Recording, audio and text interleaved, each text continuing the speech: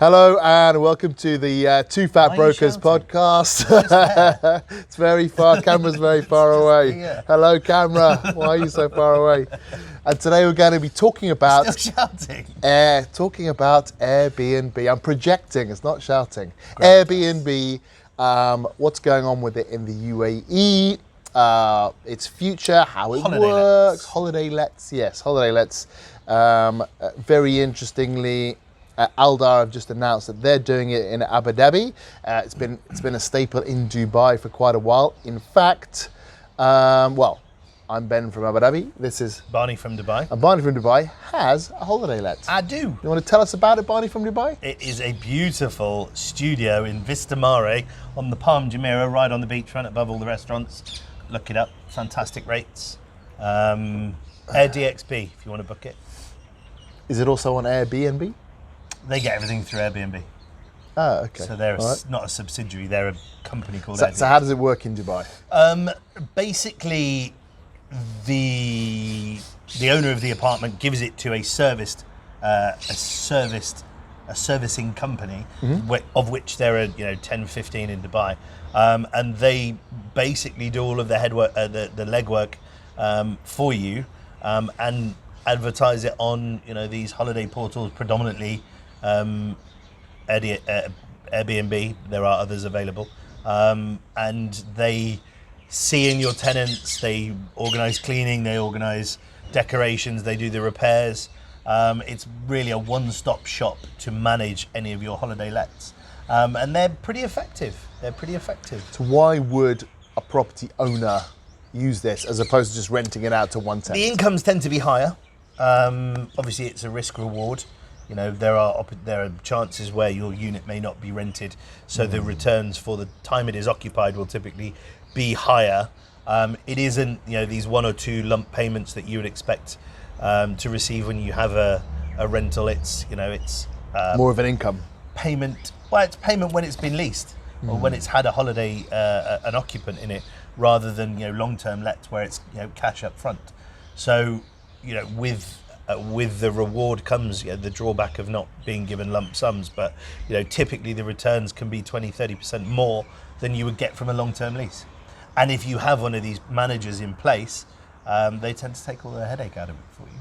Okay, so you don't really hear back from them. Only when they want something. Always the case. Typically, the only thing they want is maintenance. So, if there's something that needs repairing, or if the TV's not working or something, they ask you, "Can we fix it? It'll cost this much," and you just say yes or no. So they rent it out. They collect the rent. They pay you once a month. That's correct. Yeah. Okay. And you've done it yourself, obviously. Why did you do that specifically, as opposed to just getting a tenant in there for a year? Well, the returns, as I said, are higher even after these. So you reckon you'll get a better return on your investment? Much better. Much better. Well, only because mine is in a very good place for holiday makers. Mine's on the beach. It's right by the bars and restaurants. It was always going to be much more popular to give it to holiday makers rather than an end user who would, not want all of the benefits necessarily that this would give you. And are you seeing that? I mean, you've only had it for 4 or 5 months. Yeah, I mean, I've had it since September, so I've had it 4 months, and I've made probably 55% of what I would have made renting out for a year. Okay, all right. Well, that's interesting. I mean, obviously it'll be slower in summer. Yeah. These are obviously the best parts of the year, so it'll be interesting. We'll check back in with you after a year and see how it compares with if you'd actually rented it out to an individual. Yeah, I mean, I'm confident. And also the fact the returns are there and the headache is non-existent. But you say it's obviously not for everyone. You want something that's going to be attractive to holiday makers, right? And holiday makers want to be close to stuff going on, shopping, beach, all that kind of stuff. Yeah, for the holiday makers. I mean, you have business travellers who would want to be somewhere that's probably business travellers use hotels more.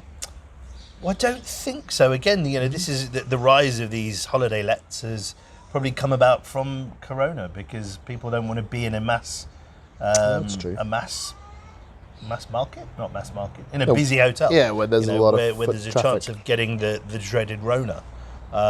So I think that's really been an extra arrow in their quiver. And you think it's an unusual move by, I say, the UAE government, because Abu Dhabi are doing it as well. You move by them to regularise these guys. Mosquitoes. Regularise these guys because obviously it's taking business away from hotels. And hotels pay their taxes to the government, and obviously hotels are owned by high net worth, local individuals quite often. I mean, there will always be a market for hotels because hotels have the gyms, the spas, the beachfront, all of the things that you want from a hotel. So there will always be a place. This is kind of created a new segment for people who want that kind of that homely feel. You have to pay taxes to the Dubai government? I do. Yeah. Not taxes, but you have to have a license and stuff like that. So yeah, there's an income. Of course, there's a revenue stream. And there's VAT as well you got to account for? I do, yeah. I suppose the management company do all that for you. They do. Yeah. So yeah, I suppose if the government's getting the same revenue it is from those that it is from hotels, then it's probably a tourism driver to have flexibility in where people can stay when they come to Dubai.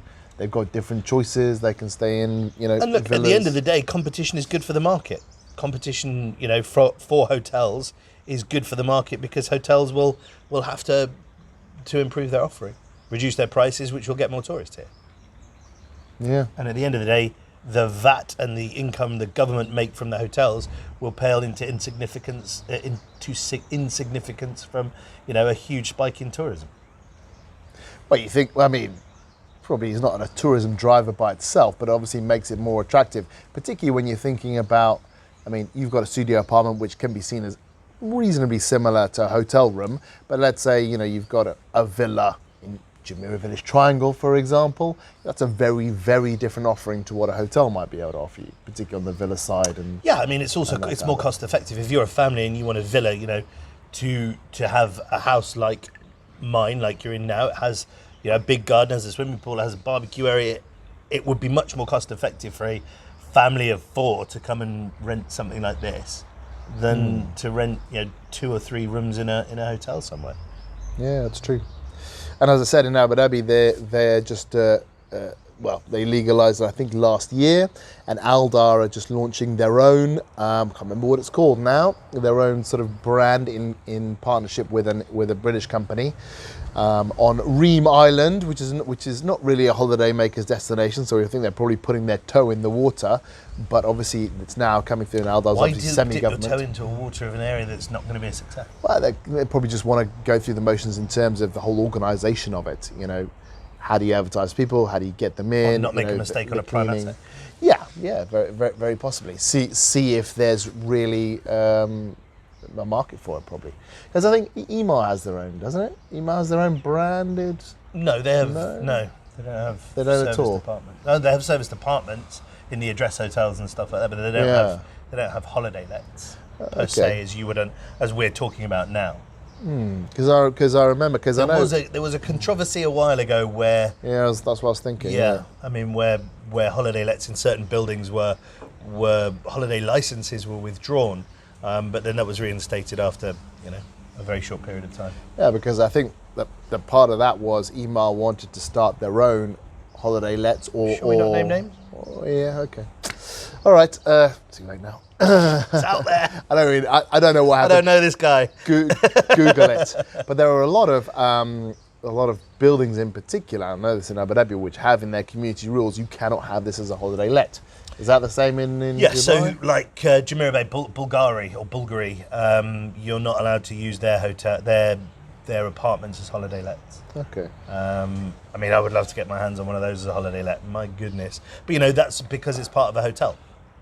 They don't want the competition. Yeah, but I mean, just talking about normal residential, towers. Not that I know of. Yeah. I don't think there's any restrictions anywhere. Yeah. But I mean, I could be wrong. You need to talk to a holiday let company. Yeah, fair enough. Because I know in Abu Dhabi there's been a lot of, we call it black market Airbnb. Like if you went on Airbnb a couple of years ago, you'd still be able to do that. even though it wasn't sort of officially allowed, but it's still sort of done quite a bit. No, you have to be licensed here to do it properly. Yeah, I mean, you have to be licensed in Abu Dhabi as well, but there was this, this black market in Airbnbs, and and often it's used. I mean, globally, you can do couch surfing, where you invite like someone to, not necessarily stay on your couch, horrific. but maybe, Oh. But You actually couch Airbnb your spare room, or if you go, let's say you go back to your home country for a couple of weeks, you Airbnb your unit whilst you're away for like a bit of extra I think cash. that happens here. Yeah, but I mean, but presumably, it's not supposed to happen here because you're supposed to get a license, and it's not worth getting all this license and set up this whole system if you're only going to do it a couple of Well, I weeks a think year. perhaps the license is needed for the companies that manage them. I don't know whether you need a license to do it under your own steam. So obviously, I gave my apartment to a management company, Yes, and they're obviously they have to have insurances and things like that. Whereas if you're doing it under your own steam and managing everything, I don't know whether you need a license or not. I wouldn't imagine you would. Why would you? well, because as you're paying your- it might not be allowed under Dubai and Abu Dhabi law. Might I not don't be able know. to short term let your I don't know either, but I suppose it's not really we're talking about property, so we're really talking about proper investors doing this, and I think it's a nice I'm looking product at the for moment investors. for a business who specialise in holiday lets They to don't buy a exist? whole building. Yeah, they do. They've got. Oh, that company would buy a whole building. They will buy a whole building, and they specialise in holiday lets in Russia and Europe. And they want to again dip their toe in the market here, invest 40 million euros in a building, and turn it into short-term lets. If you have a building for Service sale, get in touch. Why not? 40 million euros, it's not bad. So that would 70 million it would dirham. basically be not a hotel, service departments really. They would turn. Well, it it would into. yeah. I mean, it would. But from a holiday let What they're perspective. looking at is a building that they can then turn into holiday let. So it would be an empty building. Fitted out great, not fitted out no problem. That kind of thing. So there's obviously there are companies that have done their due diligence on this market and realised that it's a very viable business. So that's much more competitive with hotels then, because you're having a whole building and it's all going to be. But they'll call them service departments, right? They'll call them service departments. Yeah. Which I think you need a different license for altogether. So, but the premise would be the same. Oh, well, that's very interesting. But again, so when we talk about it, it's quite a good investment product for investors. When you're selling them a property, Yeah. when you bought a property yourself, you did it specifically because you wanted to Airbnb, and you thought, we hope that you can get a better return than you would just renting it out to any old. Yeah, I mean, Funny old obviously, Charlie. those returns are going to diminish the more and more that come online. So my advice to you is, if you're going to be doing something like that, you need to be doing something in a very, very key area. I wouldn't be buying a studio in JVC, Jumeirah Village Circle, to holiday let it out, because you're not in a prime location. There's going to be a lot of competition. You'll be quite a long way down the pecking order, so your returns would be directly affected. But if you're gonna buy a studio, buy it on some. I chose mine on the Palm because the location, the Palm's famous. It's on the water. All of the buzzwords. You've just got to be really careful about your investment. Do your due diligence on it and make sure that you're making the right decision for the business model that you've got.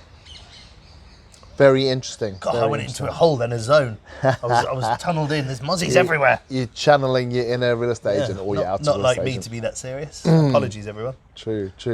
Anyway, hopefully that's given you a bit of an idea about Airbnb in the UAE, in Dubai and Abu Dhabi. Obviously, Dubai is quite an established market. Abu Dhabi is just, feeling its way. We've been Two Fat Brokers. I've been Ben from Abu Dhabi. I've been Barney from Dubai. Thanks for joining us, and we'll hope to see you again next week. Bye. Bye.